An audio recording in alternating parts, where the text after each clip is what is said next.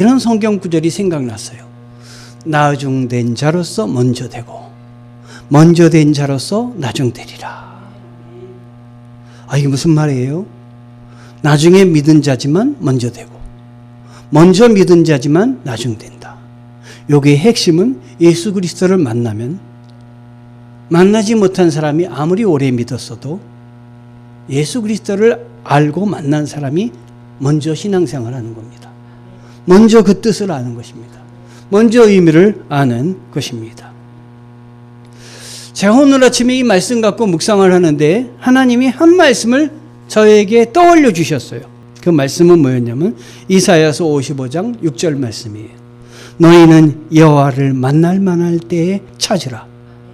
가까이 계실 때 그를 부르라. 제가 이 말씀을 아침에 하나님이 주셔서 하나님이 내 옆에 계실 때 찾아서 만나라. 기도해라. 라는 말씀으로 제가 받았습니다. 그리고 그 부분을 교회에 올려놔서 제가 영어 성경을 봤는데요. 영어 성경에 이렇게 쓰여 있었습니다.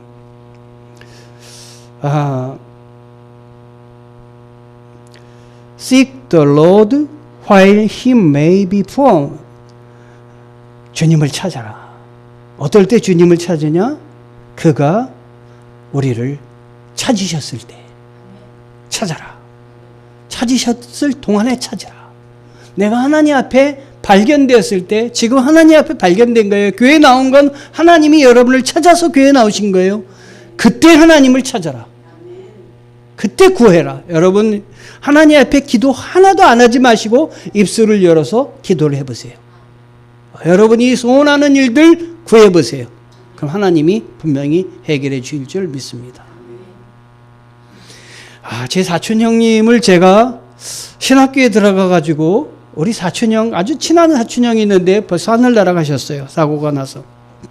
교통사고로 돌아가셨는데 그 사촌 형을 전도하고 싶어가지고 전도를 했어요. 그 형은 아주 머리도 좋고 아주 그냥 수제예요. 근데 하나님을 안 믿어요. 그 형이 하나님을 믿었으면 좋겠다 싶어가지고 전도를 했더니 야, 그거 네가 머릿속으로 생각해서 짜내서 그런 거 아니냐 그래서 아니, 형 아니에요. 기도하면 하나님 응답해 주신데 그 응답해 주시는 걸 알 때 더욱더 확신이 있어서 신앙생활하는 거예요. 그랬더니 그래, 그럴 때가 왔으면 좋겠다. 그런데 형수님이 예수 믿는 사람이 들어와가지고 믿으셨어요. 그리고 아셨어요. 여러분, 하나님이 여러분을 사랑하여 주십니다. 잊지 마세요. 주님이 여러분을 사랑해 주셔서 불러주셨습니다. 지금 주님은 한 사람에게 관심을 가지십니다. 오늘 말씀이 그렇습니다. 오늘 말씀이 신약 지도인데 제가 동그라미 3개를 이렇게 그려놨어요. 맨 밑에는 유대 지방이에요. 그 위에는 사마리아 지방이에요. 그 위에는 갈릴리 지방이에요. 자, 예수님이 수가성이라는 마을에 오셨습니다. 수가성은 사마리아에 있는 한 지명인데 수가라는 지명이에요. 그러니까 그 지명을 이르러서 성이 있었던 것 같아서 수가성 이렇게 하셨는데 거기 오셨어요. 근데 이스라엘 사람들은 다닐 때 어떻게 다니냐면 이 사마리아 사람과 철천지 원수라 절대 사마리아를 거치지 않았어요. 그리고 어떻게 갔냐면 유대 지방에서 요단강을 이렇게 돌아서 갈릴리로 갔어요. 여러분, 우리도 어렸을 때 제가 시골에 싫은 사람 집 앞은 가지도 않았어요. 돌아서 갔어요. 그 집이 싫어가지고. 여러분, 그런 경우 많죠? 어느 사람이 싫으면 그 옆에 가지도 않아요. 돌아가요. 이렇게 저쪽으로 가야지. 이렇게 돌아가요. 마찬가지로 이스라엘 사람들이 이렇게 사마리아 가지 않았습니다. 그런데요, 예수님은 사마리아 가지 않는 그 사마리아에, 왜냐하면 거기 가서 테러를 당할 수도 있는 거예요. 유대인 복장이 톡톡 뜯게요. 그러니까 유대인들이다 그러면 테러를 우리 미워하는 철천지 원수 테러를 하는 거예요. 근데 예수님은 그걸 각오하시고 갈릴리로 들어가셨어요. 사마리아로 가셨어요. 왜 가셨습니까? 오늘 말씀을 보면 정말 한 사람이 소중했기 때문에 그 사람을 만나려고 거기에 가신 거예요. 우리가 이 성경을 쫙 읽다 보면 그 사람을 소중히 여겨서 그 사람을 만나러 갔다는 얘기는 없어요. 그런데요, 이 사람과 대화하는 대화의 내용을 보면 너무나 예수님이 다 알고 있는 거예요. 그 사람에 대해서 너무 잘 알고 있는 거예요. 예수님은 그 사람을 불쌍히 여기셨어요. 우리도 마찬가지예요. 우리를 불러내실 땐 그냥 불러내신 게 아니라 우리를 정말 사랑해 주셔서 우리가 세상에 묶여있는 것, 그 모든 것으로부터 내가 기쁨을 얻지 못하는 나를 찾으셔서 참 기쁨을 얻게 하시려고, 참 자유를 주시려고 우리를 여기다 불러내 주신 거예요. 그리고 나를 가장 귀한 길로 나를 이끌어내신 거예요. 가장 귀한 사람을 만나게 해주신 거예요. 내 뜻과 다르다고, 내가 선택하지 않았다고, 여러분 그 기쁨을 느끼지 못하시는 여러분 되지 않으시기 바라요. 물건을 살 때도 내가 산 물건은 내가 산 물건이니까 소중해요. 불나면 그거부터 가져가려고 그래요. 내가 사지 않은 물건은 내가 안 샀기 때문에 별로 소중히 여기지 않아요. 그런데요, 내가 택하지 않았다 할지라도 하나님이 나를 택했다는 걸 알게 되면 그게 소중할 수가 있는 거예요. 하나님이 나에게 내가 택한 길이 아닌데도 택해 주셔서 그 길로 가게 하신 거, 나는 그 길이 싫지만 하나님이 가장 좋은 길로 나를 택하셨기 때문에 나는 그 길로 갑니다. 이걸 아셔야 돼요. 바울이 아시아로 가기를 원했지만 하나님이 막으심으로 아시아로 가지 않았단 말이 있어요. 우리는 뭐 하나님이 막아 이런 거 잘 모르지만 하나님이 막는 건 하지 않는 게 좋아요. 하나님이 가라는 길로, 내가 선택한 길이지 아니지만 하나님이 가라고 하신 대로 가겠습니다. 나는 하나님의 사람입니다. 하나님이 원하시는 대로 하겠습니다라는 신앙의 경지에까지 이르기를 원합니다. 아멘. 예수님이 먼저 이 여인을 만나려고 기다리고 계십니다. 요한복음 4장 5절에 보면 사마리아에 있는 수가라는 동네에 이르시니, 예수님이 먼저 이르신 거예요. 먼저 가신 거예요. 그 여인은 여기 지금 없습니다. 그 여인은 예수님이 여기서 계신지도 모르고 지금 있는 거예요. 우물가의 12시쯤 예수님은 여인을 기다리고 계십니다. 제자들을 다 보내셨어요. 제자들은 수가로 다른 일을 하기 위해서 보내셨어요. 그리고 예수님은 혼자 수가성 전에 있는 야곱의 우물에서 예수님은 거기 앉아 계신 거예요. 그냥 앉아 계신 것이 아니라 기다리고 계신 거예요. 누구를 기다리고 계시냐? 예수님이 생각하는 한 여인을 만나시고자 기다리고 계신 거예요. 이 여인은 한가한 시간에 우물가 12시 한가한 시간에 왔던 거예요. 왜 12시가 한가한 시간이냐면 태양이 내리쬐는 시간이에요. 태양이 내리쬐는, 너무 중동지방은 태양이 강렬해가지고 사람이 안 오는 거예요.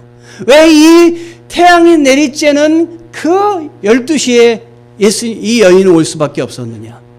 그것은 이 여인이 외로운 여인이었어요. 이 여인은 죄가 많은 여인이었어요. 남들과 마주치고 싶지 않은 여인이었어요. 그래서 남들이 없는 시간에 통행을 하고 남들이 없는 시간에 생명의 연장을 위해서 멀리 이 야곱의 우물에 물을 길러 나온 것입니다. 이 여인의 외로움을 우리는 주님은 아셨던 거예요. 여러분, 우리 주님이 우리의 외로움을 아십니다. 나 혼자 마음속에 품고 있는 안타까운 마음을 아십니다. 나의 그 외로운 심정을 아셔서 지금 만져주시기를 원해서 이 말씀을 여러분에게 주시는 말씀입니다. 예수님은 한 영혼을 소중히 여기시는 분이십니다. 예수님과 여인과의 대화에서 예수님은 대화를 하시는데 그 여인의 마음을 끄집어내기 위해서 대화를 하십니다.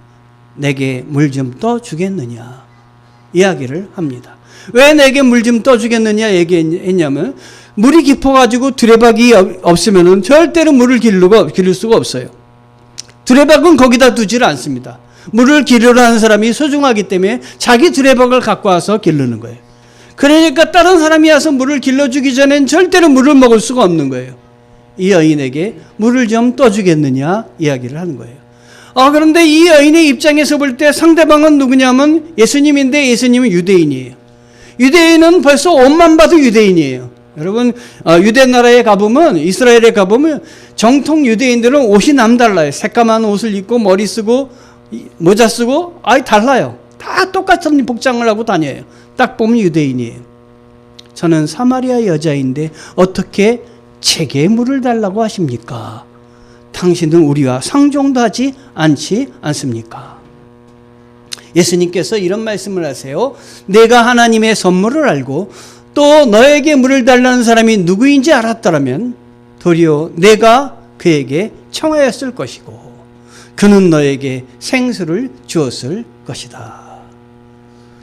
내가 누구인지 알았다면 나에게 오히려 물을 달라고 했을 거다. 지금은 내가 너에게 물을 달라고 했지만 너는 나에게 물을 오히려 영원히 목마르지 않은 물을 나에게 달라고 했을 것이고 나는 내가 구하면 너한테 줬을 거다 라고 이야기하시는 거예요. 이 얘기에 수가성 여인이 선생님에게는 두레박도 없고 지금 수가성 여인은 예수님의 이 말을 이해도 못하는 거예요. 예수님이 하나님의 아들이라는 것도 모르는 거예요. 예수님이 놀라운 능력의 사람이라는 것도 모르는 거예요. 그래서 이 물은 깊은데 선생님 어디에서 생수를 구하신단 말입니까? 내가 물 안 주면 물도 못 마실 뿐이 나에게 물을 주시겠다고 하니 영원히 목마르지 않을 그 물을 주시겠다고 하니 선생님이 우리 조상 야곱보다 더 위대하신 분이라는 말입니까? 그는 우리에게 이 물을 주었고 그와 그 자녀들은 그 가축까지 다 이 우물물을 마셨습니다. 그랬더니 예수님께서 그에게 또 그 여인이 깨닫지 못할 말씀을 또 하시는 거예요. 이 물을 마시는 사람은 다시 목마를 것이다. 그러나 내가 주는 물을 마시는 사람은 영원히 목마르지 아니할 것이다. 내가 주는 물은 그 사람 속에서 영생에 이르게 하는 샘물이 될 것이다. 여러분 옷을 샀어요. 옷을 샀는데 그 옷에 2년을 입었는데도 만족하십니까? 이거 너무 좋아서 또 입고 싶어. 보통 사람은 그렇지 않습니다. 1년만 돼도 실증이 나요. 또 다른 옷을 입어야 돼요. 즉 우리는 세상의 것에 목말라 있어요. 또 새로운 것을 취해야 됩니다. 또 새로운 것을 얻어야 됩니다. 많은 갈증과 많은 외로움 속에 살아가고 있는 우리들이에요. 그런데 우리 주님은 내가 주는 물은 다시는 목마르지 않는다고 이야기하십니다. 영생에 이르게 하는 샘물이 되게 될 것이다 말씀을 하십니다. 그랬더니 이 여인이 선생님 그 물을 나에게 주셔서 내가 목마르지도 않고 또 물을 기르러 여기까지 나오지도 않게 해 주십시오 말씀을 하고 있습니다. 여인의 마음을 뒤흔드는 예수님의 질문이 여기서 나옵니다. 예수님은 그 여인이 예수님이 영생에 대해서 이야기했음에도 불구하고 이 여인이 이렇게 별로 요동이 없는 것을 알아서 그 여인을 붙들어 잡으시고 그 여인에게 충격을 주십니다. 그 여인이 놀라운 일들을 지금부터 이야기를 하십니다. 가서 내 남편을 불러와라. 갑자기 가서 내 남편을 불러와라 라고 이야기하십니다. 그랬더니 여인이 저는 남편이 없습니다. 그랬더니 예수님께서 내가 남편이 없다고 한 말이 맞다. 실은 전에 내게 남편이 5명이 있었고 지금 함께 사는 남자도 내 남편이 아니니 내가 지금 한 말이 맞구나. 여러분 예수님과 이 여인은 처음 만나는 사람입니다. 이 여인이 예수님을 만나보지도 못했고 알지도 못했습니다. 예수님도 이 여인을 만난 적이 없습니다. 그런데 예수님은 이 여인의 일생을 꿰뚫어 보고 있습니다. 이 여인은 만난 적도 없는 분이 자기 인생을 꿰뚫어 보고 있는데 너무 놀랐습니다. 예수님은 이 방법이 아니거든 저 여인으로 하여금 지금 영원한 생명에 이르게 하는 그 길로 들어갈 수 없게 하기 때문에 예수님은 충격요법을 쓰시고 계시는 것입니다. 그를 흔들었습니다. 너 남편이 없다고 했지? 그게 맞아. 그런데 너 5명이나 있었어. 지금 사는 남편도 사실은 결혼식 안 하고 사는 거니까 동거하는 거지만 지금 그 말을 하면은 남편이 없다는 말이 맞아. 이 여인은 너무너무 놀란 거예요. 여러분 예수님은 여러분의 속을 속속들이 아시는 분입니다. 다른 사람은 속여도 예수님은 속일 수가 없습니다. 다 숨었다 할지라도 하나님 우리를 다 아십니다. 그러니까 하나님 앞에 진솔하게 우리 하나님이 나를 부르셨다면 진솔하게 하나님을 붙드셔야 돼요. 제가 하나님의 말씀을 전할 때는 이건 제 얘기가 아닙니다. 하나님의 말씀입니다. 귀를 열고 들으시기 바랍니다. 아멘. 유대 사회에서는 여자는 2번밖에 결혼을 못해요. 이 사람은 지금 사마리아 사람이기 때문에 결혼을 이렇게 많이 했는지 모릅니다. 그런데 현재 사는 남편도 내 남편이 아니니 내 말이 맞다 여인에게 이야기하셔요. 자기 과거를 정확하게 아는 예수님에게 이 여인은 지금 충격을 받고 있습니다. 그리고 그 입에서 자기도 모르게 이런 말이 튀어나왔어요. 당신은 예언자이십니다. 아마 우리나라 사람이라면 이런 얘기할 때 당신은 예언자입니다 이렇게 말하기 전에 이렇게 얘기했는지 몰라요. 당신은 용한 점쟁이인가 봅니다. 정말 자기를 너무너무 잘 알고 있는 사람 앞에 지금 자기가 완전히 무방비 개방이 된 거예요. 당신은 예언자이십니다. 그런데요, 우리 하나님은 어떤 분이시느냐? 무방비로 이렇게 개방이 되었을 때 그 안에 하나님의 은혜를 넣으시는 겁니다. 무방비로 개방됐을 때 그 사람을 송두리째 내가 원하는 대로 데려가는 게 아니라 좋은 곳으로 보내주십니다. 이게 악한 영하고 선한 영하고가 다른 거예요. 악한 영은요, 그 외에는 넌 내 밥이야. 내 마음대로 널 휘둘릴 거야. 데리고 갑니다. 재산도 다 내놓게 해요. 인생도 다 내놓게 해요. 근데 우리 예수님은 우리 하는 일을 제대로 하면서 하나님을 섬기고 인생의 의미를 갖게 하신 분이 우리 하나님이십니다. 왜냐하면 이 여인의 일생을 보면 그렇습니다. 여러분 잘 나오셨어요. 예수님 앞에. 모르지만 예수님 만나시기 바랍니다. 수가성 여인은 이렇게 이제 자기의 속속들을 다 아는 사람 예수님 앞에 더 이상 자기의 가정의 얘기 갖고 얘기하면 얘기가 안 될 것 같아요. 그래서 오늘 성경에 보면 갑자기 이 여인이 확 주제를 바꿔서 그 얘기를 딱 끊어버리고 남편 얘기는 딱 끊어버리고 이제 창피해서 그랬는지 어째 그랬는지 주제를 바꿔서 다른 내용으로 질문을 합니다.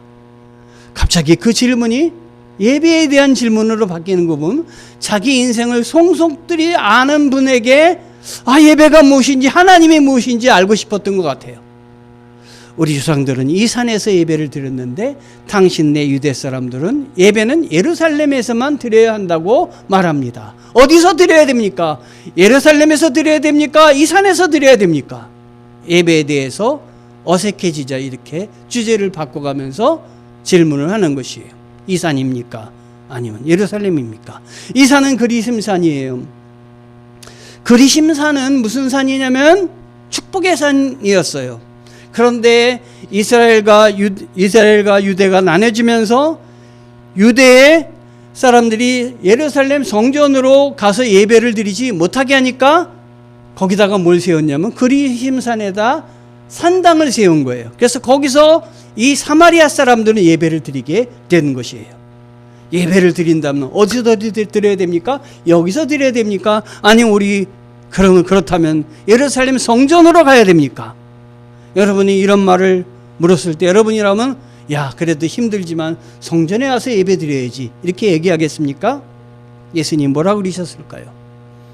예수님께서 이렇게 이 여인과 대화하면서 대화의 주제를 지금 바꿔가면서 얘기를 하십니다. 처음에 물의 문제로 물을 좀 다오 이렇게 얘기하셨고, 두 번째는 여인의 남편의 문제로 이야기하셔서 내 남편이 5인데 지금 남편도 내 남편이 아니다 라고 얘기하셨고, 이제 이 여인을 물과 여인의 남편 환경의 문제에서부터 끌어내서 예배까지 이끌고 오셔서 예배의 장소에 대한 문제를 대답하시면서 그 여인에게 예배가 무엇인지 하나님을 섬기는 게 무엇인지 이야기하고 계시는 거예요. 우리 하나님은 우리를 하여금 신앙생활 처음 시작할 때는 우리 자신의 필요를 가지고 얘기하시다가 우리 가정의 문제 갖고 엮으시다가 마지막에는 하나님을 진정으로 예배하는 예배자가 되게 하기 위해서 우리를 세우시는 거예요. 여러분 그거 아셔야 돼요. 여러분 예배자가 되셔야 됩니다. 하나님 앞에 정말로 진실로 다 섬기는 예배자가 되셔야 됩니다. 예수님이 이렇게 대답하십니다. 21절에 여자여 내 말을 믿으라. 너희가 아버지께 이 산에서 예배드려야 예루살렘에서 예배드려야 하지 않을 때가 올 거다. 예수님은 그 여인의 말대로 이 그리심산에서 아니면 예루살렘에서 예배드리는 것이 아니라 이제 아무 데서나 예배드릴 때가 올 거야. 어디서나 올 거야. 말씀하시는 거예요. 예수님이 말씀하신 예배 무엇입니까? 이 산에서도 말고 예루살렘에서도 말고. 그런데 이 산은 뭐냐면 전통에 따라 드리는 그 예배예요. 사마리아 사람의 전통, 이스라엘 사람들의 전통. 예루살렘은 교리로 굳어진 그 이스라엘 신앙이에요. 전통으로도 말고 교리로도 말고 오직 하나님을 믿는 믿음으로만 어디서든지 예배다. 주님은 말씀하시는 것입니다. 이 여인은 장소에 대해서 물었지만 예수님은 전통과 교리가 아닌 예배가 무엇인지 예배의 본질에 대해서 말씀하고 계시는 것입니다. 본질은 무엇이냐? 영과 진리로 드리는 것이에요. 예배의 본질은 성령으로 드리는 것이고 하나님의 영으로 드리는 것이고 진실된 마음으로 드리는 것이에요. 예배에 참여할 때 하나님 성령께서 나의 마음을 붙잡아 주시길 원합니다. 예배를 드릴 때 하나님 내가 진실되게 신실한 마음으로 하나님을 살아계시고 하나님은 존귀하신 분이니 내가 주님을 붙잡고 예배드리길 원합니다. 이 마음으로 써야 되는 거예요. 하나님 앞에 이런 마음으로 예배드리지 않으면 돼요. 하나님의 진노하심을 피할 길이 없어요. 내가 하나님을 알고도 불쌍히 여기시는 우리 하나님 우리를 택하셨는데 마음대로 하나님 앞에 예배드리면 안 될 것 같아요.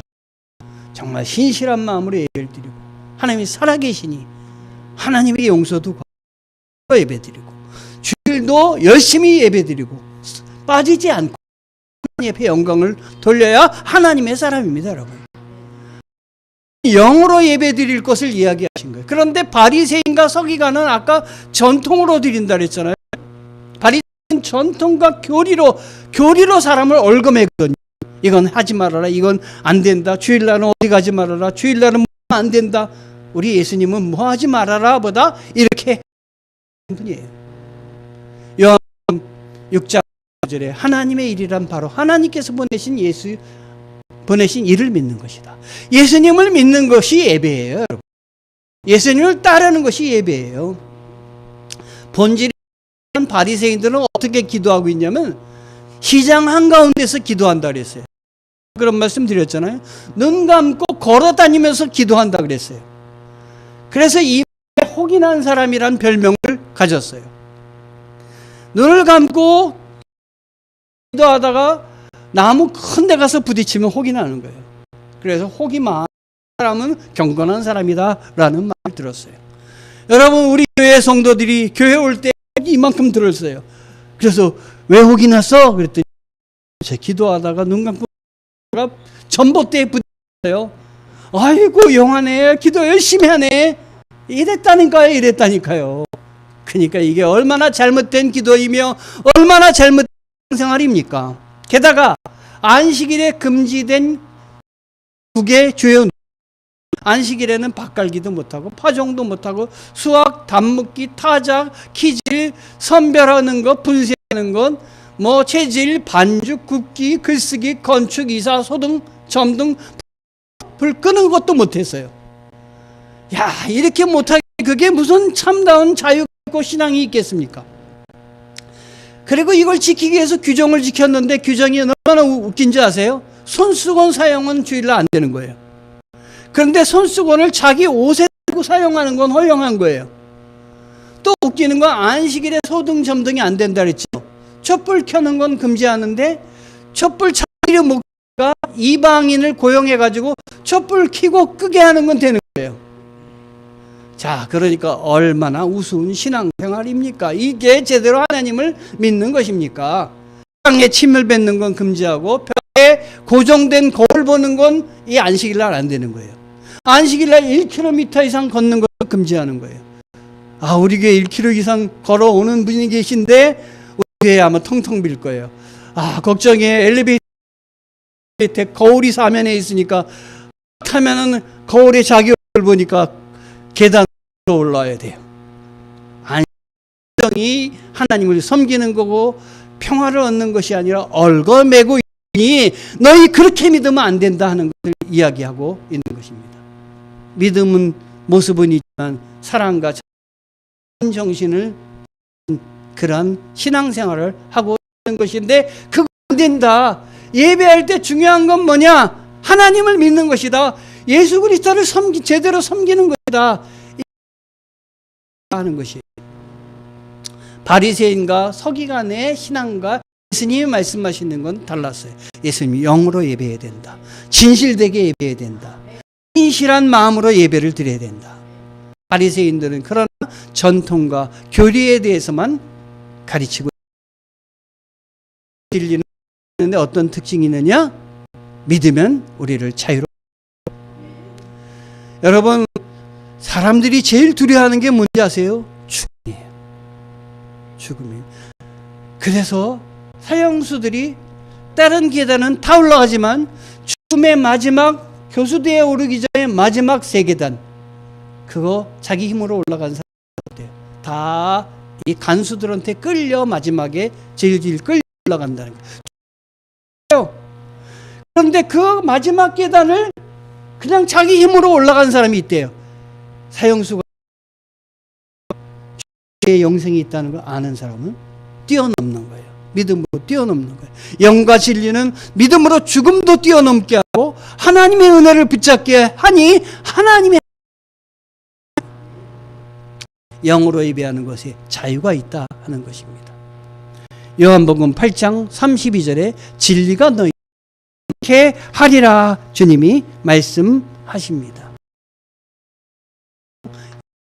예배 속에서 예배의 해답이 있습니다. 그 해답이 뭡니까? 예배드리는 자는 영과 진리로 예배드려야 된다.